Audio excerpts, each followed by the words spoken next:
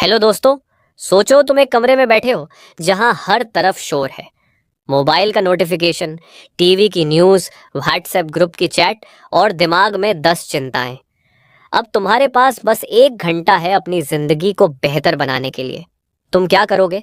हर दिन हम कुछ न कुछ चुनते हैं, सोशल मीडिया, दूसरों को खुश करना या वो काम जो ज़रूरी लगते हैं पर असल में बेकार हैं।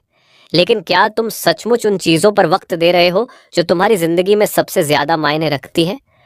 आज की वीडियो में हम बात करेंगे डरियस फोर की किताब फोकस ऑन व्हाट मैटर्स की। ये किताब तुम्हें सिखाएगी कि कैसे शोर को साइड करके अपनी ज़िंदगी की सबसे ज़रूरी चीज़ों पर ध्यान देना है। इस 10 मिनट की समरी में तुम सीखोगे अपने वैल्यूज़ को पहचानना, डिस्ट्रैक्शंस को अलविदा कहना और एक ऐसी लाइफ जीना जो सचमुच मायने रखे। तो तैयार हो जाओ, क्योंकि ये वीडियो तुम्हारा नज़रिया बदल देगा। और हाँ, इस वीडियो को लाइक कर दो ताकि तुम्हारे भाई की मेहनत और लोगों तक पहुंचे। चलो शुरू करते हैं। दोस्तों, हमारी ज़िंदगी एक रेस जैसी हो गई है। हर दिन हम भाग रहे हैं, काम, डेडलाइंस, नोटिफिकेशंस और दूसरों की उम्मीदों के पीछे। लेकिन रुक कर सोचो, क्या तुम वाकई उस दिशा में जा रहे हो जो तुम्हारे लिए सबसे ज़रूरी है? फोकस ऑन व्हाट मैटर्स कहती है कि जिंदगी में असली सक्सेस और शांति तब मिलती है जब तुम कम चीज़ों पर ध्यान दो, लेकिन उन्हें पूरी गहराई से करो। ये किताब तुम्हें सिखाती है कि कैसे अनावश्यक शोर को हटाकर अपने वैल्यूज़ और गोल्स को प्रायोरिटी देनी है। चलो राहुल की कहानी से शुरू करते हैं और देखते हैं कि कैसे इस किताब ने उसकी ज़िंदगी को नया मोड़ दिया। चैप्टर 1, अपने वैल्यूज़ को पहचानो। राहुल एक आईटी प्रोफेशनल था। उसका दिन मीटिंग्स, क्लाइंट्स और ओवरटाइम में बीतता।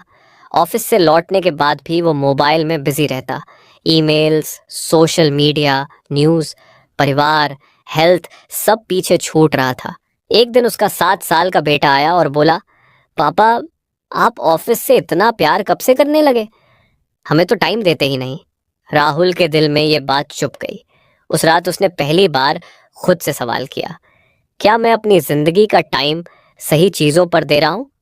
उसने मोबाइल साइलेंट किया, ईमेल्स बंद किए और बेटे को गले लगाया।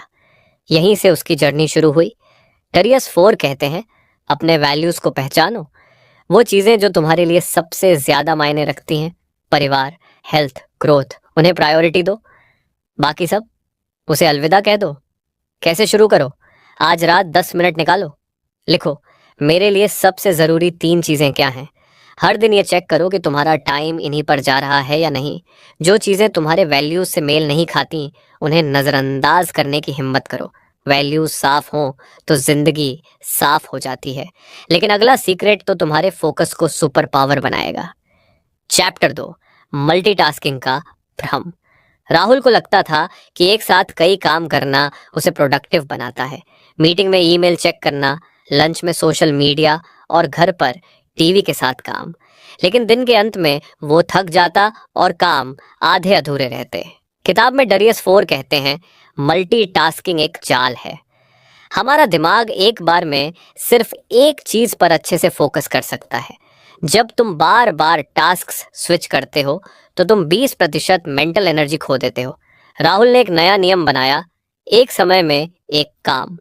उसने 45 मिनट के फोकस ब्लॉक शुरू किए। मोबाइल साइलेंट, नोटिफिकेशंस ऑफ और सिर्फ एक टास्क।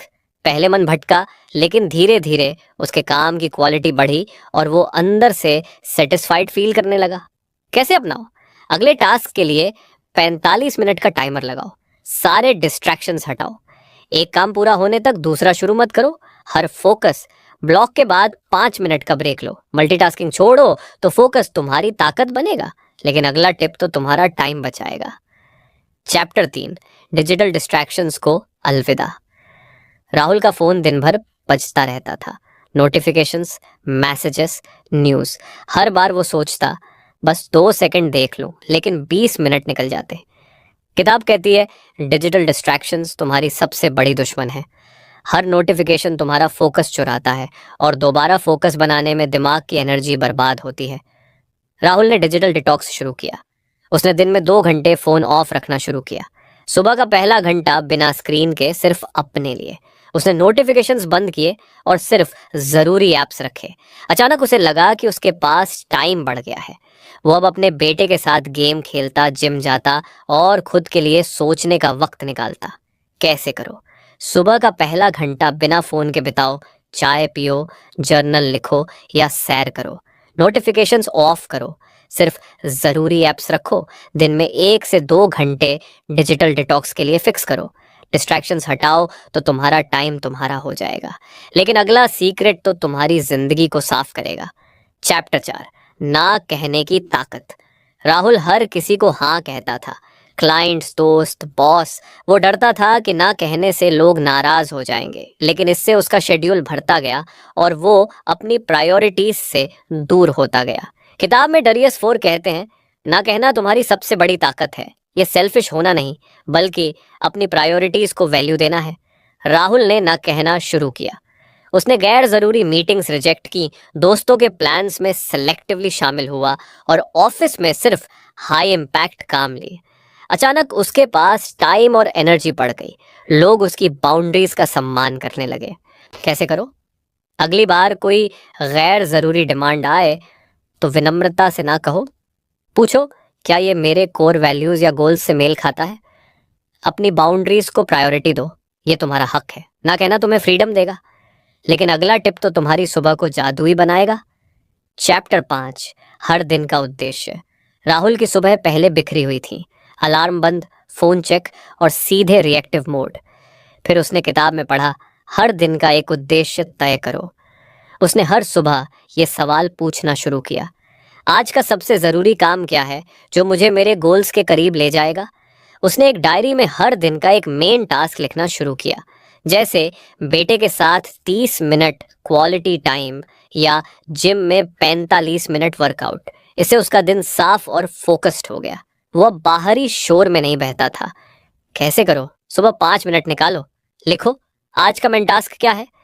उस टास्क को सबसे पहले निपटाओ, बाकी सब बाद में। हर दिन अपने गोल्स की याद दिलाओ। ये तुम्हारा गाइड है। उद्देश्य साफ हो तो दिन जीत लिया। लेकिन अगला सीक्रेट तो तुम्हारी जिंदगी को सादगी देगा। चैप्टर 6, मिनिमलिज्म की ताकत। राहुल का घर और दिमाग दोनों क्लटर से भरे थे। जरूरत से ज्यादा सामान, चिंताएं और काम। किताब कहती है, मिनिमलिज्म सिर्फ कम सामान रखना नहीं, बल्कि कम में ज्यादा संतोष पाना है। राहुल ने अनावश्यक चीजें हटानी शुरू की। पुराने कपड़े, बेकार ऐप्स और फालतू चिंताएं।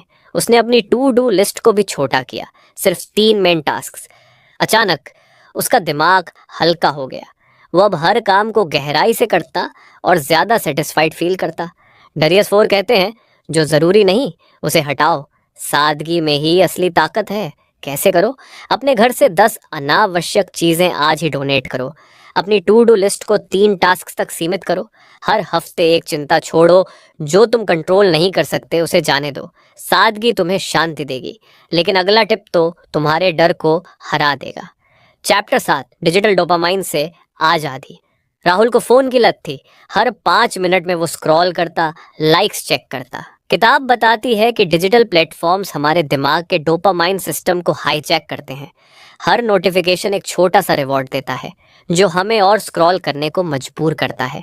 राहुल ने डिजिटल बाउंड्रीज बनाई। उसने फोन को दिन में 3 बार चेक करने का समय फिक्स किया। सोशल मीडिया को हफ्ते में 2 घंटे तक सीमित किया।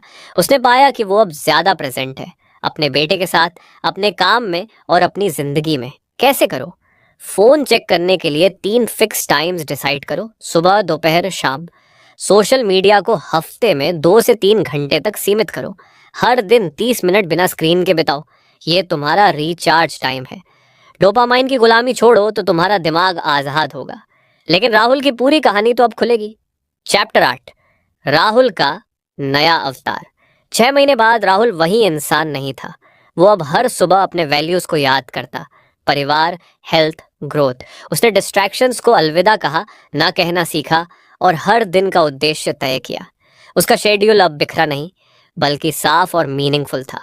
वो अपने बेटे के साथ क्वालिटी टाइम बिताता, जिम जाता और काम में डीप फोकस के साथ रिजल्ट्स देता।